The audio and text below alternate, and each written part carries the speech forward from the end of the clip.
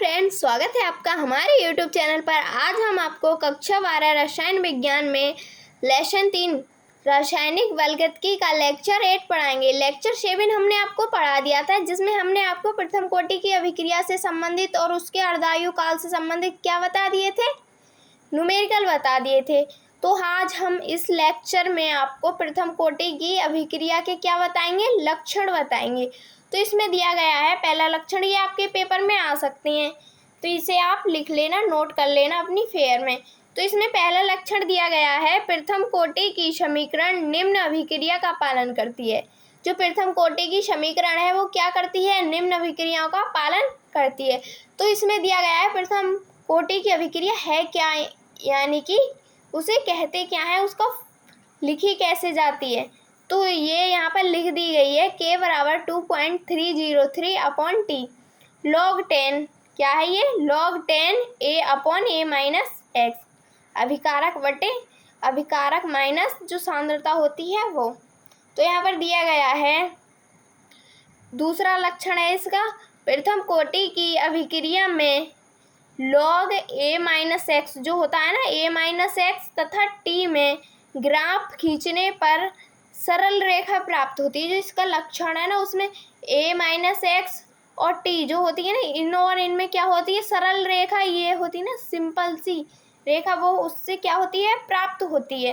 तो इसमें तीसरा लक्षण दिया गया है, प्रथम कोटि की अभिक्रिया में क्रियाकारी जो क्रियाकारी सांद्रता होती है ना, अगर उसको हम n गुणा बढ़ाएंगे तो अभिक्रिया का वेग क्या होगा, उसके ही बराबर अधिक होगा।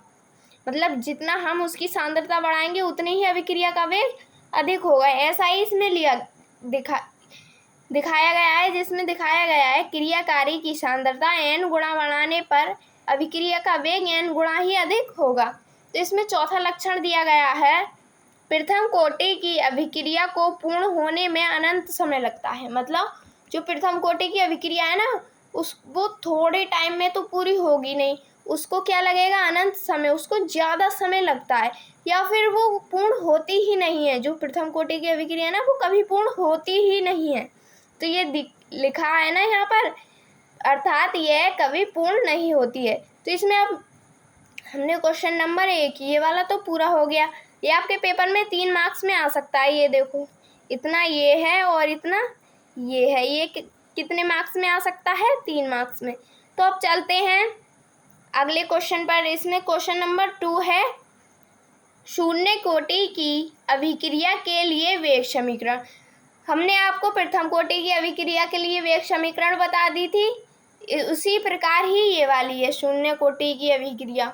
इसमें मतलब ना कोटि बहुत होती हैं, जैसे कि प्रथम कोटि की अभिक्रिया, शून्य कोटि की अभिक्रिया, छद्म प्रथम कोटि की अभिक्रिया, मतलब ये भी एक ऐसी अभिक्रिया है।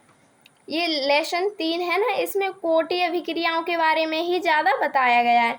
तो इसका भी हमें क्या करना होगा, वेग स्थिरांक, जो स्थिरांक होता है ना, वो सिद्ध करना पड़ेगा। जैसे कि हमने प्रथम कोटि की अभिक्रिया में क्या सिद्ध किया था, ये वाला फॉर्मूला सिद्ध किया था।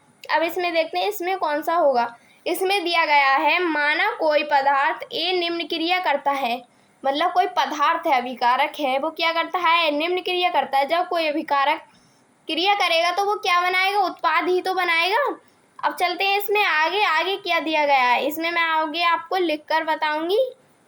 इसमें दिया गया है, अभिकारक A निम्न क्रिया करता है। तो जब हम प्रथम में सांद्रता नापेंगे तो क्या होगा, मैं आपको यहाँ पर लिखकर बता रही हूँ। प्रथम में सांद्रता क्या है, प्रथम में सांद्रता, जब प्रथम में मैंने आपको चाय वाला एग्जाम्पल भी बताया था, उसमें जब चाय को हम गैस पर रखेंगे, उसे रखते ही मतलब रखने के 2-3 सेकंड बाद उसे हम देखेंगे जाकर, तो चाय कैसी होगी, जैसी रखी थी वैसी ही मिलेगी। मतलब सांद्रता क्या मिलेगी, शुरू में बिल्कुल शून्य मिलेगी। जब उसे हम कुछ समय के बाद, यहाँ पर लिखी है T समय पश्चात, क्या लिखा है, T समय पश्चात, जब हम चाय को कुछ समय के बाद, मतलब 30-15 मिनट के बाद देखेंगे उसे, तो चाय क्या होगी, चाय में कुछ ना कुछ तो अंतर आएगा। मतलब चाय का जो मीडियम स्टेट होता है ना, काला काला सा जो पदार्थ बनता है उसे ही हम मीडियम स्टेट बोलते हैं। तो क्या होगा, a माइनस एक्स, क्या होगी, a माइनस एक्स से क्रिया करेगी तो जो बनता है ना उसे हम क्या मानते हैं, x मानते हैं, तो उसे क्या लिख लेते हैं, s से, x से। अब देखते हैं शून्य कोटि की अभिक्रिया का वेग अभिकारक। यहाँ पर मैं लिख रही हूँ, आप भी लिख लेना। शून्य कोटि की अभिक्रिया, मैं शॉर्ट में लिख रही हूँ, आप इसको अपनी फेयर में पूर्ण रूप से लिख लेना। अभिक्रिया का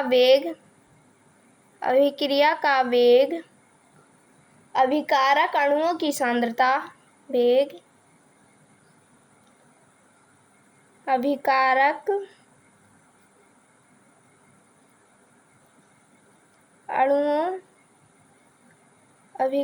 अणुओं की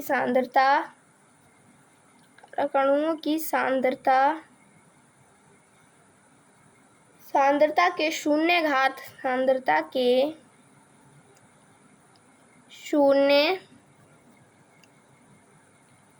के समानुपाती होता है। जो अभिकारक के अणुओं की सांद्रता होती है ना, उसकी क्या होता है, शून्य घात के समानुपाती होता है,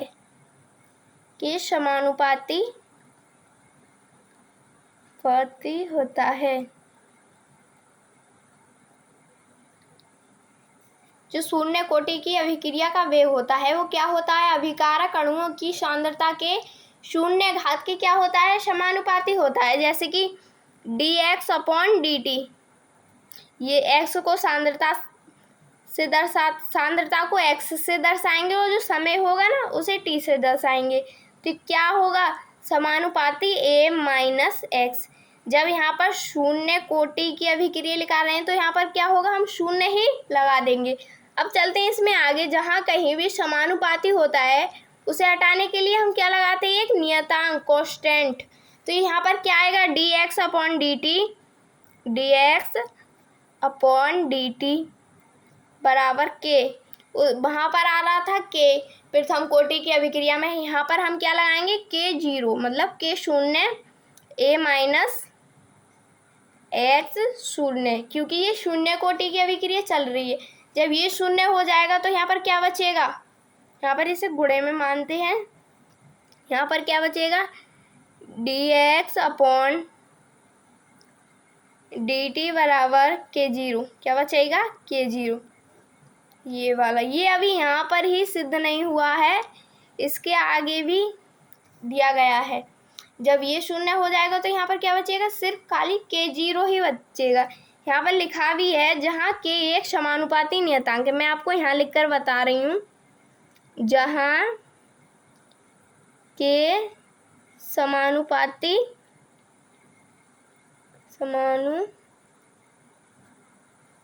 नियतांक है। क्या है, नियतांक, जिसे हम क्या कहेंगे, वेग स्थिरांक कहते हैं। क्या कहते हैं जिसे, वेग स्थिरांक कहते हैं। अब यहाँ पर दिया गया है, आगे दिया गया है dx बराबर, ये वाला k, ये बटे की चीज़ कहाँ पर आती है, गुणे में। तो यहाँ पर आएगा k0, गुणे में क्या आएगा, dt, क्या आ जाएगा, ये नीचे वाली चीज़ है ना तो ये ऊपर आ जाती है। जब इसका हम समाकलन करेंगे, ये देखो मैं यहाँ पर लिख कर बता रही हूँ, समाकलन करने पर, क्या, समाकलन करने पर इसका जब हम समाकलन का चिन्ह, तो आप जानते हो जो सांप की तरह लहराता है ना, उसे ही हम क्या कहेंगे, समाकलन का चिन्ह कहते हैं। यहाँ पर दिया गया है dx बराबर k0, यहाँ पर समाकलन क्या आएगा, dt। जहाँ कहीं भी समाकलन आता है वहाँ से क्या हट जाता है, d हट जाएगा, यहाँ से भी d हट जाएगा और यहाँ से भी d हट जाता है।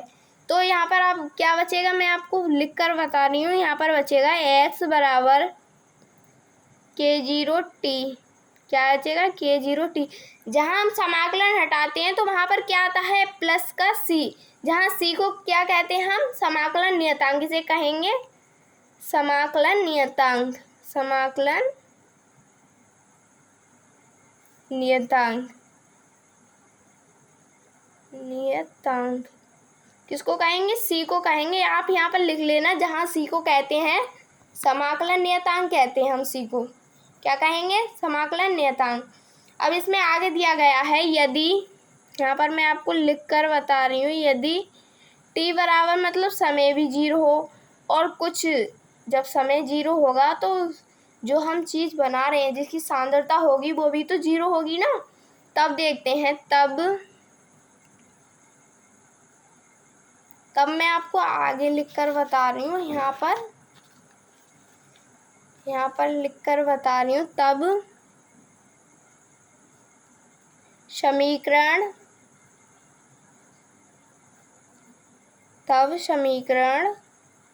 2 से, जो समीकरण 2 थी ना, उससे समीकरण 2 से करते हैं। तब हम शून्य बराबर, जब टी भी 0 होगा और एक्स भी 0 होगा तो वहाँ पर प्लस में क्या आएगा? 0। अब यहाँ पर जानते हैं समीकरण 2 कौन सी थी। यहाँ पर समीकरण 2 ये वाली थी। ये क्या है? समीकरण नंबर 2। आप इसे लिख लेना अपनी नोट्स में ठीक करके। हाँ, जब वहाँ पर समीकरण ये वाली थी तो इसमें मान रखेंगे तो क्या होगा? यहाँ पर 0 ही होगा। प्लस का क्या होगा? सी। यहाँ पर सी का मान समीकरण 2 में रखेंगे। मतलब जो समीकरण पहली वाली कौन सी थी कि x बराबर के टी वाली कौन सी बची थी? ये वाली। जो समीकरण 2 थी ना, उसी में ही रखेंगे हम मान। सी का मान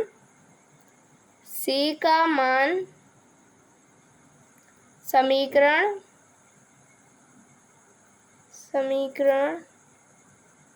2 में, जब सी का मान 2 में रखेंगे, यही तो है सी, इसका मान रखेंगे तो क्या आएगा? 0 ही आएगा। मतलब सी बराबर क्या है? 0 ही तो है। तो समीकरण 2 में रखेंगे तो क्या आएगा?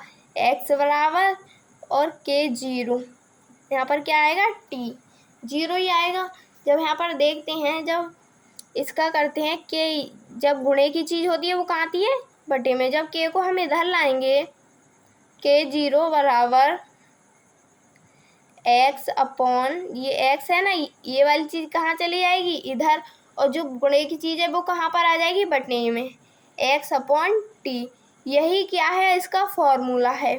जो शून्य कोटि की अभिक्रिया है ना, इसी फॉर्मूले से शून्य कोटि की अभिक्रिया से संबंधित क्या होंगे? न्यूमेरिकल सॉल्व होंगे। अब इसका मात्रक देखते हैं, क्या है इसका मात्रक? इसका मात्रक है मोल प्रति लीटर। क्या है? मोल प्रति लीटर। बटे में क्या दिया गया है? सेकंड। क्या है? सेकंड। इसको हम इस तरह से भी लिख सकते हैं, mole litre inverse, mole litre inverse second inverse. क्या लिख सकते हैं? सेकंड इनवर्स हम इसको लिख सकते हैं। ये देखिए, ये हो गया पूरा सिद्ध। जो शून्य कोटि की अभिक्रिया थी ना, उसका वेग समीकरण यही वाला है। आप इसको ही याद करना, इसी से ही आपके पेपर में न्यूमेरिकल सॉल्व होंगे। तो ये इतना ये वाला ये हो गया और इतना ये हो गया, जो शून्य कोटि की अभिक्रिया थी ना उसका, और आधा जो बचा है वो ये वाला। यहाँ से ही तो हमने स्टार्ट किया था। तो उम्मीद है आपको ये सब कुछ समझ में आ गया होगा। इसका वेग स्थिरांक कैसे प्राप्त किया था मैंने, आपको ये सब कुछ समझ में आ गया होगा। तो अगर आपको हमारी वीडियो अच्छी लगती है तो एक लाइक और सब्सक्राइब ज़रूर कर देना। धन्यवाद।